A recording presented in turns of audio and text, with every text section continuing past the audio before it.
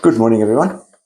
Interesting reading we have today, and we've touched on it briefly, I think, before. It's Matthew's Gospel, chapter 7, where Jesus says, "Do not judge, and you will not be judged." And then he goes on to say, "Take the plank out of your own eye, and then you'll be able to take the splinter out of your brother's eye." Now, often people use this saying just to say, "Well, you can't judge me." And some people might sort of say, "Well, my opinion, I believe that my opinion is right, and therefore what I believe is right, and therefore I can judge you. So whatever you're doing is wrong." It was presented to me a bit of a dilemma, if you like. When I would teach teaching a multi-religion, multi-faith group of kids. And for me, I said to them, "Look, I've got to teach Christianity with a Catholic bias." But then again, I still had Muslims and Hindus sitting in the group.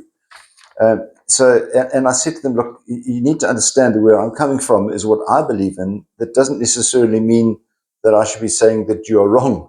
I think you're wrong because you're not doing what I believe, and I firmly believe that what I'm doing is right." But that kind of judgment is awkward, and I think just creates tension. And it's one of those areas that perhaps we should steer away from. And look at why Jesus is actually saying this to us, because he says we must discern between good and evil and make righteous judgments. We must therefore ascertain whether what we are saying or what we're believing is based on what Jesus has taught us. That's the distinction between good and evil. Remember that evil is the absence of good, is not the opposite of good.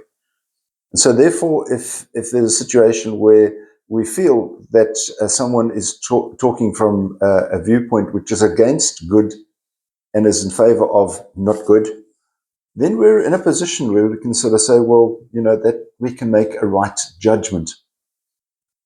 We cannot say to them they're going to go to hell. I mean, sometimes you might hear me sort of, joke about those kind of things. I'm sorry, that's my Irish sense of humor. But you don't actually mean it. But the judgment that we are told in the Bible that we should not judge others is about a judgment whether we are going to be saved, whether we have salvation or not. Nobody has a right to decide on that except God. But in terms of correcting our neighbor, we're encouraged by St. Paul and by Jesus to be firm and to help people to grow in right judgment. And therefore they need to be, what do they say?